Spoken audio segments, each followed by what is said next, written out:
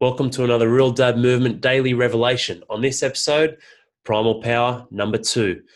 Primal Power 2, man. Primal Power 1 we've spoken about. And if you haven't caught that episode, make sure you catch up and really understand the context behind what I'm saying when I talk about fueling your body, eating lots, eating plenty, and getting heaps of food in the right way, as you should, and having it all. Having your cake and eating it too, so to speak. Now, with Primal Power 2, it's important to look at us, our physiology, and who we are as men, and understand that everything we do physically, like I've touched on with other episodes, really is for us internally. It's for the real estate between the ears. And this is important. You need to understand this. Yes, the byproduct if I eat and train well is I'm going to lose fat. I'm going to be fit. I'm going to have more energy. But what's all that doing to your mind, mate? What's that doing to your headspace? To the clarity, the thoughts, the thinking, like 60,000 thoughts a day, that's what we can have. What's that doing to you there to understand that I can do this? It is possible. I do have the power.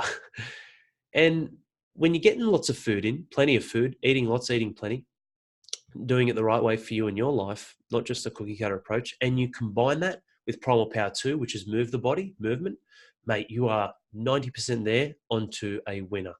Now, the 10%, which is the most crucial and the most important, is absolutely actioning it consistently. And the way to do that is having a supportive environment, a team, a coach in your place, in your favor, in your corner, so to speak, to really back you up with what you need to do.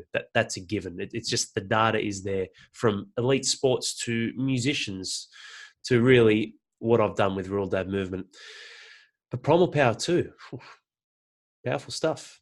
Do we need to be the next Mr Olympia? Well, everything we do, we look at the purpose. What's the point? What are we trying to achieve? And when you understand and realize that, maybe I don't need to have that in my life right now, because what's the cost? Everything comes at a cost. I can do this. Yes, I can try and get stage ready.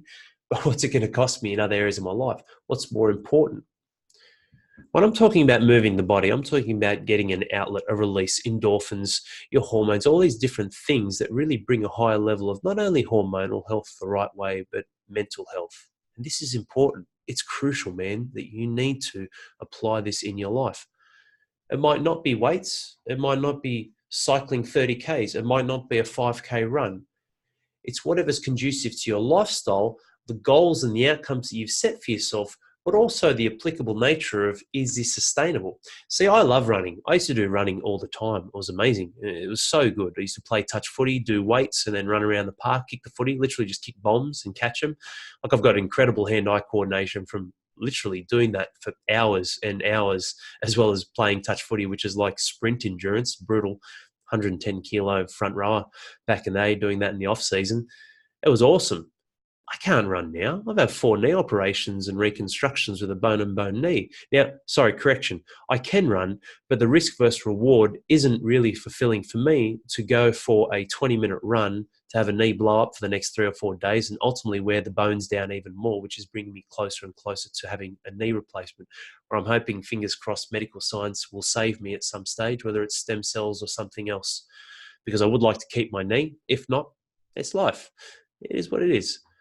But ultimately, there's a purpose and point behind the exercise regime that I do. And I was competing heavily with CrossFit. I don't do that at an extreme level anymore. For me, it's about health, mental health, as much as it is physical health, because your physical health will dictate to you your standards, your belief patterns, really your value of yourself and what's important to you, and the mental clarity that you can have. Now, in recording this episode, I was up at 4 a.m. and trained at 5 a.m. Some people may train earlier than me. This isn't about getting measuring sticks out. It's about a point and purpose to this. And the reason I did that was because it gifted me an extra 2 hours of family time, as well as a constructive day to get out there and kick ass at work and do what I need to, and also pick up my daughter from daycare and spend some time with her and go back and spend time with the family as well. Now, this is where it comes down to you understanding that it's an important thing for you. Like, this is your primal power, your physiology, moving your body, whatever you're doing, just move it. 5,000 steps a day. Awesome. Great. What can you do to expand on that? And it's not about running marathons either. It's about finding something that brings you back to a level of homeostasis from which you feel good, you're energized, you're charged, but I can just go a little bit, just push, just a little bit of discomfort. Progressive overload is a term some people use in programs, all different things. I don't care about buzzwords or fancy things.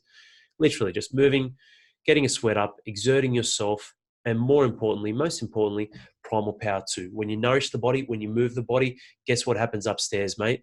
You start to shift and change and raise your belief patterns, your standards, and ultimately be a better leader within yourself, which trickles down into your family, into your children, and what they see as the norm, as a standard that should be set. Because as the life currently sits, as the world currently sits, just because something's normal or common doesn't mean it should be accepted, or doesn't mean it should be your normal or your standard in your life.